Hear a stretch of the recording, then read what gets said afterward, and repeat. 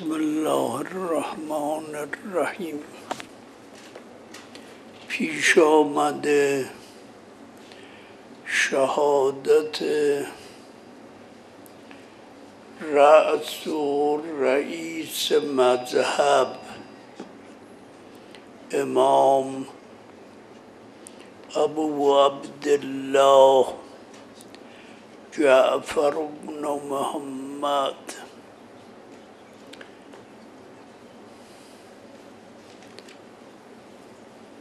این روزی که در پیش و صاحب این روز درک عظمت هر دو، هم اون زمان و هم اون واقعه‌ای که در اون زمان اتفاق افتاده، از حوصله درک همه افکار بالاتره. نه کسی به حقیقت این مذهب رو شناخته و نه صاحب این مذهب را. یک جمله او، یک کلمه او دوای درد تمام بشریت.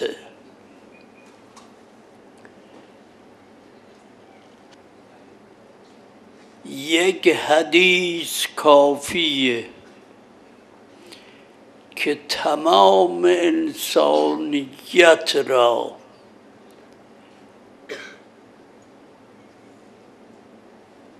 از مهالک دنیوی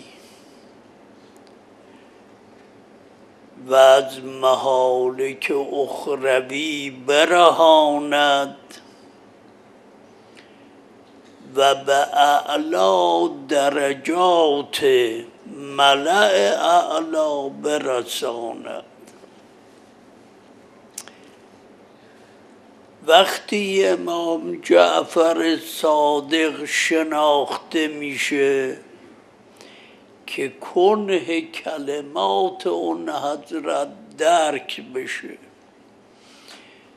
حالا چون پیش آمد یک حدیث از اون حضرت که شیخ الطائفه در امالی نقل می کند طرح می کنیم.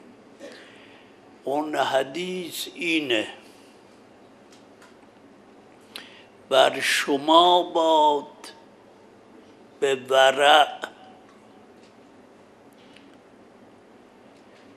صدق حدیث، اداء امانت،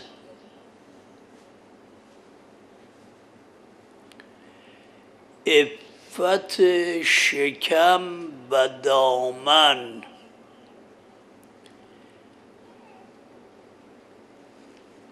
تا با ما باشید در رفیق اعلا. این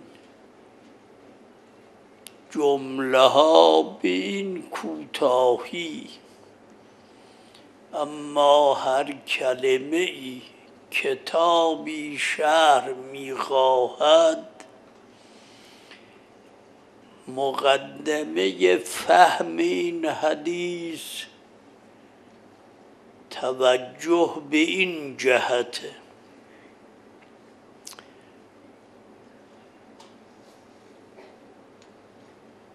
در قرآن مجید به این نکته بسیار اهمیت داده شده که انسان برگردد به گذشته و ببیند چه بوده و چه شده اگر این مطلب فهمیده بشه اون وقت عظمت این چند کلمه روشن میشه. همون طوری که دوران رحم مادر مقدمه ای بود که نطفه این بدن در اون ظلمات شکم و رحم و مشیمه خلقا بعد خلق تکمیل بشه و تمام قوا و اعضایی که سرمایه حیات این دنیاست به این نطفه داده بشه. همچنین دنیا با آخرت نسبتش نسبت رحم مادر به نشأه دنیا.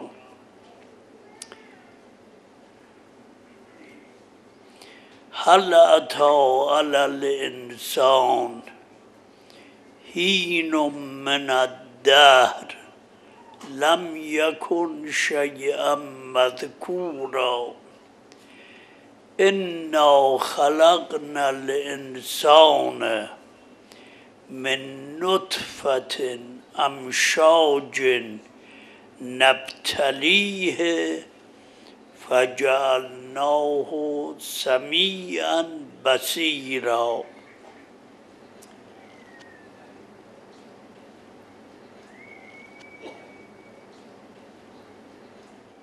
هل اتی علی الانسان حین من الدهر، اصلا کیفیت بیان در کلام خدا محیر العقول، به صورت استفهام افکار بشر رو بیدار میکنه. نتیجه اینه که برگردید همه شما، هر انسانی ببیند، ورق بزنه این دفتر زندگی گذشته را تا برسد به اولین ورق. قبل از اون ببیند چه بوده. لم یکن شیئا مذکورا، نام و نشانی از این انسان نبود. هر کسی که اینجا نشسته برگرده اون گذشته رو ببینه. 100 سال قبل از همه این افراد چه اثری بود، چه نشانی؟ اینها کجا بودند؟ بعد که دلها رو اینجور متوجه میکنه میفرماید انا خلقنا الانسان من نطفة امشاج نبتلیه فجعلناه سمیعا بصیرا. حالا هر جمله از این آیه هم بحثی داره، یک کلمهش شاهد این مطلبه. ما انسان را از نطفه مختلط آفریدیم. این نطفه مختلط چه بود؟ این نطفه امشاج چه بود؟ یک قسمت از مرد یک قسمت از زن، این دو مبدأ این خلقت شد. اون وقت همون نطفه در ظلمات شکم مادر تحت اون عنایت از علم نامتناهی، قدرت بی انتها، حکمت نامتناهی به این صورت در آمد: بینا، شنوا، توانا، دانا، مغزی با اون الیاف و با اون دستگاه های پرپیچ و خم برای ادراک، چشمی با اون طبقات برای ابصار و دیدن، گوشی با اون تشکیلات برای شنیدن،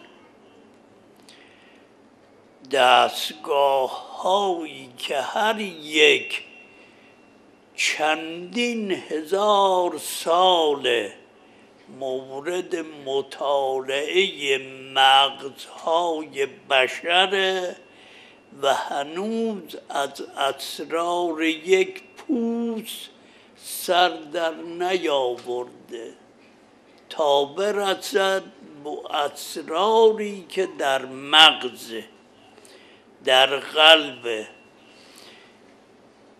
این چنین در تاریکی شکم مادر قوا را، اعضا را داد. در اون ظلمات اگر اون نطفه ادراک و شعور می داشت، قهراً این مسئله معضله‌ای بود براش که این رفتارها با من برای چیه؟ من که در اینجا احتیاج به این مغز ندارم، من که در این پرده بسته شکم مادر احتیاجی به این چشم ندارم. اینجا صدایی نیست که گوش بخواهد، غذایی نیست که هاضمه بخواهد، هوایی نیست که ریه بخواهد، کلامی نیست که زبان بخواهد، ولی او همه را داد. وقتی آمد به این عالم اون وقت روشن شد. اگر این چشم اونجا ساخته نمی شد، اینجا از چه محروم بود؟ اگر این گوش اونجا داده نمی شد، اینجا چه صدایی رو می شنید؟ اگر این زبان در شکم مادر در این کام نهاده نمی شد، اینجا چطور تکلم می کرد؟ عیناً وضع ما در دنیا نسبت به آخرت اینه. همون طوری که بدن ما از نطفه امشاج ساخته شد، روح ما هم، مغز ما هم از نطفه امشاج ساخته شده. عقل با شهوت هر دو در مایه روح ما ترکیب شده. این دنیا رحم روحه، همونطوری که شکم مادر رحم جسم ما بود، دنیا رحم جان و روح ماست. انبیا مرسلین قوای تربیت کننده قوا و اعضاء نطفه روحن برای حیات عالم ابد. کسی میفهمد بیان امام را که این حقیقت رو درک کنه. حالا در دنیا به این نطفه، یعنی نطفه روح آدمی، دستور میدهند که عقل را بپرور به علم، اراده را تقویت کن به ایمان،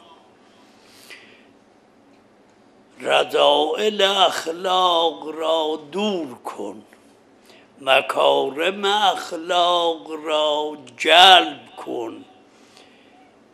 همچنون که اون بچه در شکم مادر متحیر بود، اگر شعور داشت که این چشم و گوش و زبان برای چیه، در اینجا هم متحیره که این نماز 5 وقت برای چیه.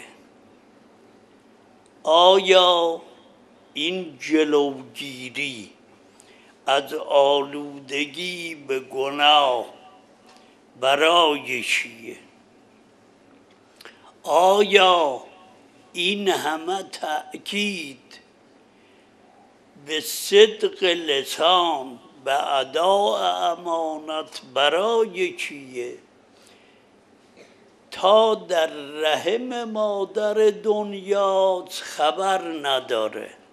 همچنان که تولد دوم پیدا شد، تولد اول تولد بدن ما بود که از رحم مادر به این دنیا آمد.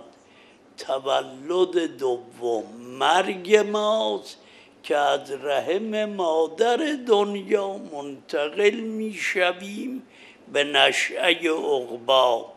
اونجا روشن میشه که این دستورات برای چه بود. کسی که در اینجا تارک الصلاة، به مجرد این که روح از این بدن خلع شد، کور است و لاله. چرا؟ سرش چیه؟ نکتهش اینه: کسی که نماز رو ترک کنه، خواه ناخواه چشم روحش کوره، زبان جانش لاله. چرا چشم روح کوره؟ چرا زبان نفس لاله؟ وقتی نماز از میان میره، سرش اینه: تمام ذرات وجود، تمام کائنات، از همه سلول های این بدن تا کهکشانها، همه گواه علم و قدرت و حکمت حی قیوم. همه اینها سر تا سر ترکیباتشون، نظامشون نشون میده علم و قدرت و حکمت رب الارباب را. کسی که نبینه چشم بدن این رنگ ها رو میبینه، اما چشم روح آیات علم و قدرت و حکمت خدا را نمیبینه. خواه ناخواه نتیجهش اینه تا از این عالم رفت، روح از این رحم بیرون آمد، میبینه کور و نابیناست. اون نماد ذکر خداست. ذکر خدا زبان روحه. وقتی در این نشأه نداشت، به مجرد اینکه از این عالم رفت لاله. اگر این نکته فهمیده شد که همون طوری که رحم مادر لازم بود و خلقت این اعضا، رحم مادر دنیا هم لازم است و ترکیب و تنظیم قوا، اعضا، جوارح روح انسان، منتها اون ترکیب اعضا برای بدن در دنیا، این ترتیب عقاید و اخلاق و ایمان برای حیات روح انسان در عالم عقبی، اون وقت میفهمد مذهب جعفری چیه، رئیس این مذهب کیه. همون کسیه. دو کلمه بسه. یک کلمه از خود خاتم، یک کلمه هم از فرزندش که صاحب این ایامه. اما خود اون حضرت فرمود لیس منی. خوب دقت کنید. خاتم النبیین کیه؟ اون کسیه که و ما ارسلناک الا رحمتا للعالمین.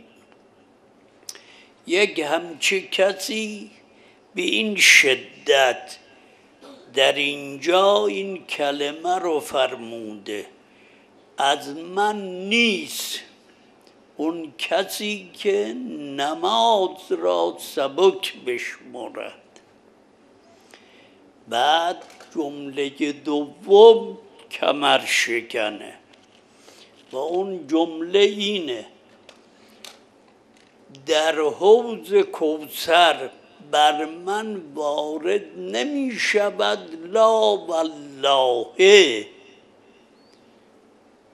قسم، اون هم قسم جلاله از شخص اول عالم، که کسی که نماز رو سبک بشمره در حوض کوثر بر من وارد نمیشه. این کلمه اوست. بیان صاحب این ایام هم اینه. ابو بصیر گفت بعد از شهادت امام ششم من رفتم برای تسلیت ام حمیده، بانوی اون حرم سلام. بعد وقتی رفتم تسلیت شهادت امام ششم را ابراز کردم، فرمود ابا بصیر اگر بودی دم جون دادنش امر عجیبی میدیدی. هنگامی که خواست از دنیا بره دم جون دادن جعفر ابن محمد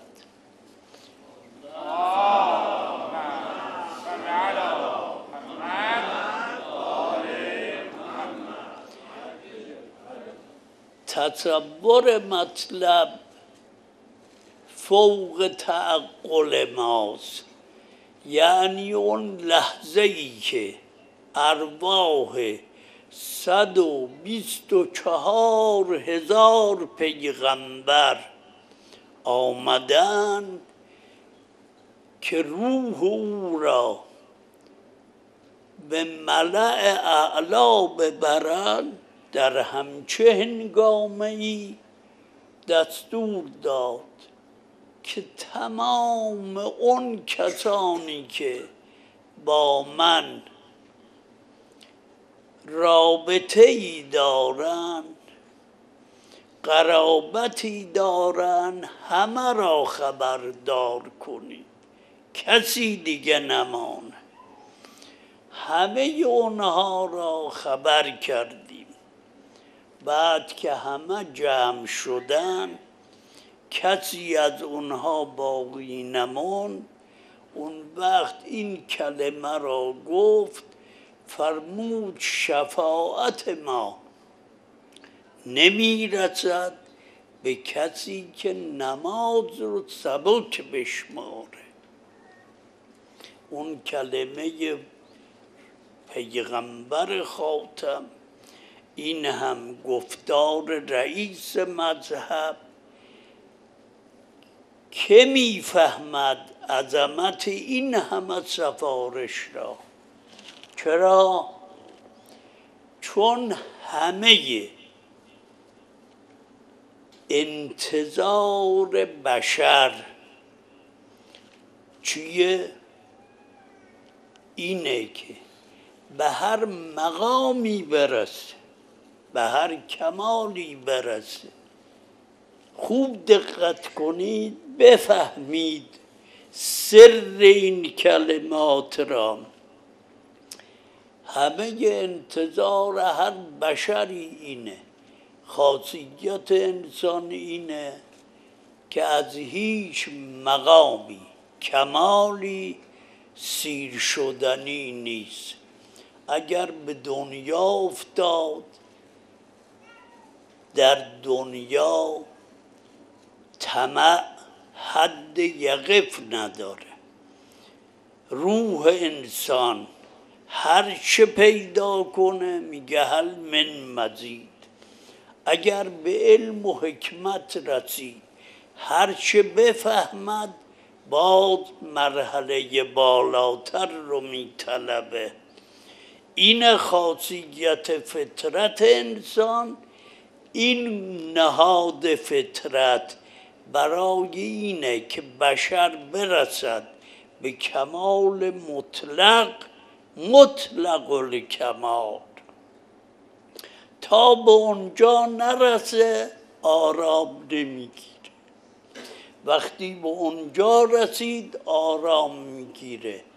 قرآن رو بخوانید بفهمید. الذین آمنوا و تطمئن قلوبهم بذکر الله الا بذکر الله تطمئن القلوب. وقتی به اونجا رسید دیگه آرام میگیره. چرا؟ چون وقتی به خدا رسید، به غرض از این خلقت به کمال مطلق، به مطلق کمال رسیده. سید الشهدا جملهش اینه، با خدا که حرف میزند در دو کلمه خلاصه میکنه. اون کس که تو را یافت چه چیز گم کرده، اون کس هم که تو را گم کرد چه چیز پیدا کرده. اینه که پیغمبر جملهش اینه، از من نیست کسی که نماز رو سبک بشموره، امام ششم هم دم جون دادن، وصیتش اینه شفاعت ما به کسی که به نماز استخفاف کند نمیرسه. سرش اینه که نماز بشریت رو به خدا میرسانه، غرض از خلقت محقق میشه. اینه که مذهب جعفری و بیانات امام ششم برای کسانی عمقش روشن میشه که همه دقایق زوایای خلقت اسرار وجود رو بفهمن. اون وقت میفهمن این کلمه یعنی چه. 4 کلمه اول صحبت گفتیم.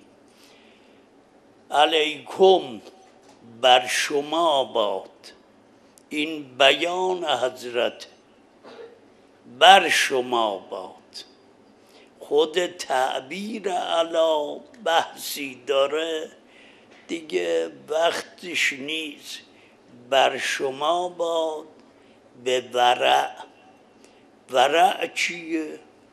ورع اینه که از اون چه خدا حرام کرده خودتو حفظ کنی. این کلمه اول.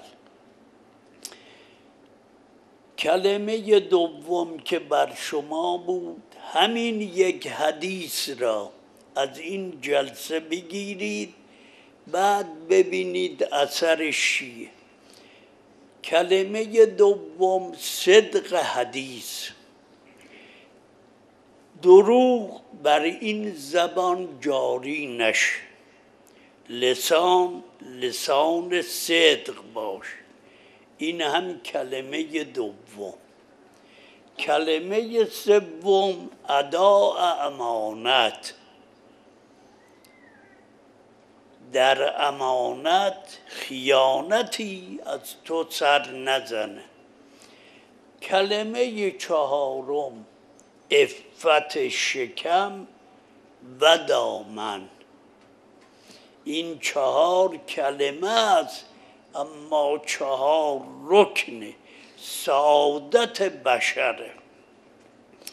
اما اون ورع روح رو از همه آلودگی ها تزکیه میکن.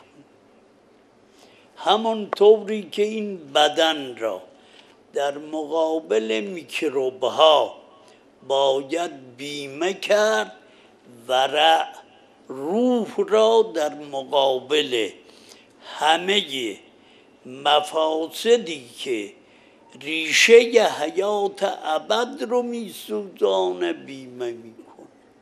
این کلمه اول امامه. کلمه دومش اینه که زبانت به دروغ آلوده نشه. این جمله قوقایی میکنه. زبان اگر راست شد دل راسته، زبان اگر کش شد دل کش. زبان منحرف کاشف از قلب منحرفه. قلب صادق زبان صادق میطلبد. این هم کلمه دومه. کلمه سوم دست آلوده به خیانت نشه. دست امانت باشه. بنازم کلمات این زعماء دین را. امام چهارم فرمود اگر قاتل پدرم سید الشهدا اون شمشیری را که با اون شمشیر سر پدرم را از بدن جدا کرده به من بدهد، در امانت او خیانت نمی کنم. این مذهب جعفری. این هم کلمه سوم. کلمه چهارم عفت شکمه. اثر اون کلمه چیه؟ روح به بدن مربوط، بین روح و بدن ارتباط جوری عمیقه که روح فاعل و منفعله، بدن هم فاعل و منفعله. هم بدن در روح مؤثره، هم از روح متأثر، هم از اون طرف روح از بدن مؤثر در بدن. اون لقمه حرامی که آدم میخوره فکر حرام تولید میکنه. اینه که فرمود چهارم عفت شکم. اون کلمه آخر عفت دامنه.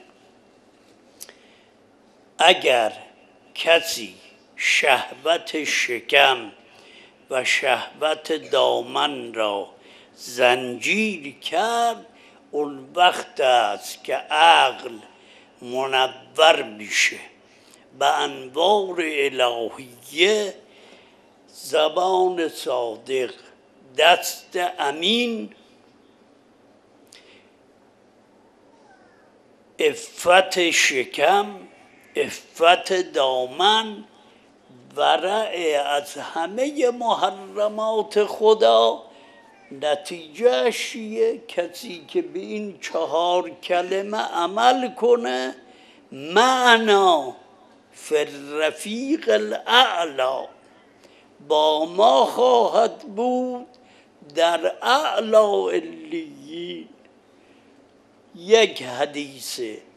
این حدیث را که گفتم همه فکر کنید، اگر این حدیث در این مملکت عملی بشه جامعه چه جور بشه؟ یعنی اگر افراد این مردم به یک جمله امام ششم عمل کنن، به یک حدیث رفتار بشه، در این مملکت چه غوغایی خواهد شد؟ ورع، صدق حدیث، اداء امانت، عفت شکم و دامن، دیگه در مملکت مفاسدی نمیمانه. سر تا سر مدینه فاضله‌ای که به خیالش افلاطون مرد، اون مدینه فاضله را یک حدیث امام جعفر صادق تشکیل میده. این میشه حیات دنیا. اون وقت حیات عقبا هم کان معنا فی الرفیق الاعلی. کسی که این 4 مطلب رو عمل کنه هم نشین امام جعفر صادق میشه، اونم در اعلی علیین. هم نشین سید الشهدا میشه، در اون مقام خلد برین. این یک حدیث رئیس مذهب بود. حالا همه بیانات او چیه؟ اینه که امام جعفر صادق شناخته نشد. گفتنی نیست که او که بود، چه کرد، چه گفت. 2 کلمه میگم، برید یک عمر فکر کنید با خدا چه کرد، با خلق خدا چه کرد. اگر مردم بفهمند روز شهادت جعفر ابن محمد مملکت یک عاشق باید شیون بشه، بر ازای یک همچه بشری باید تمام مملکت ایران روز شهادت اون حضرت در تب و تاب باشه. نمونه این بشر در عالم کجا دیده میشه؟ یکی آمد خدمتش اظهار حاجت کرد، 400 درهم بهش داد، 400 مثقال نقره. وقتی گرفت رفت، تا خواست از خانه بیرون بره فرمود برگرد. برگشت گفت یا ابن رسول الله حاجتم رو گفتم، عطا کردی، باز چرا مرا خواستی؟ فرمود بهترین صدقه اون صدقه ایست که فقیر را غنی کنه. این امام جعفر صادق. بهترین صدقه ایست که فقیر را غنی کنه. به 400 درهم تو بی نیاز نشدی. این انگشتر رو بگیر، 10,000 درهم قیمتشه. تا آخر زندگی دیگه حاجت نباید در خانه کسی ببری. رفتارش با خلق خدا اینه. اما با خدا چه کرده؟ با خدا رفتارش اینه. به نماز ایستاد، خودش گفت اونقدر گفتم ایاک نعبد و ایاک نستعین تا خود این آیه را از گوینده آیه شنیدم. این با خلق، این با خالق، همچه کسی رئیس این مذهبه. روز شهادت او روزیه که همچه بشری آرام گرفته. اون هم کجا؟ الان نگاه کن ببین، در بقیع، در اون قبر ویرانه چه گنجی آرمیده. کسی که با خدا و خلق خدا این چنینه، این بشر فرمانروای عالم کونه. ابن شهرآشوب ثقة الاسلام کلینی از جمیل ابن دراج نقل میکنه، میگه من خدمت اون حضرت بودم، یک زنی آمد گفت یا ابن رسول الله پسرم مرده، چه بکنم؟ بعد که این کلمه رو گفت، دستورش این بود، به اون زن گفت، فرمود برو 2 رکعت نماز بخوان. بعد از اون 2 رکعت نماز این کلمه رو بگو خدایا تو که این پسر رو به من بخشیدی، دوباره هم به من ببخش. همین جمله رو به اون زن فرمود. زن رفت و برگشت شادمان، گفت یا ابن رسول الله رفتم 2 رکعت نماز خوندم، گفتم ای کسی که به من بخشیدی دوباره هم ببخش.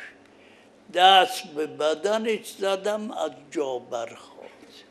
یعنی چه؟ کاری که عیسی ابن مریم میکنه، عیسی روح الله به کلمت من اسمه المسیح عیسی ابن مریم، کاری که عیسی میکنه، یک زنی که نفس امام جعفر صادق به او خورده، اون زن هم کار عیسی رو میکنه. اینه که نه این مذهب شناخته شد، نه رئیس این مذهب. اکسیریه، نه خودش که فوق این کلماته. او اگر بخواهد به یک کلمه عالم رو زیر و زبر میکنه. به اون زنی که آمده نفسش که میخوره مثل اکسیری که به فلزی بخوره. اکسیر به فلز اگر خورد، نه فلز رو طلا میکنه، فلز رو کیمیا میکنه. نفس او به این زن خورد، زن رفت مرده رو زنده کرد. بعد امام فرمود این مطلب را به کسی اظهار نکن. انشاءالله همه مردم باید دست به دست هم بدهند. هیچ هیئتی که در روز عاشورا بیرون میاد نمانه، مگر این که روز شهادت امام ششم بیاد در خیابانها تا معلوم بشه به دنیا که این مملکت زیر پرچم کیست. کسیه که پیغمبر اسمش رو معین کرده، فرمود او که به دنیا آمد صادقه. امام زین العابدین فرمود اسمه عند اهل السماء الصادق. کلمه صادق شرح مفصلی داره. این مطلب فوق درک و تصور ماست. اللهم کل ولیک الحجة ابن الحسن صلواتک علیه و علی آبائه فی هذه الساعة و فی کل ساعة ولیا و حافظا و قائدا و ناصرا و دلیلا و عینا حتی تسکنه ارضک طوعا و تمتعه فیها طویلا.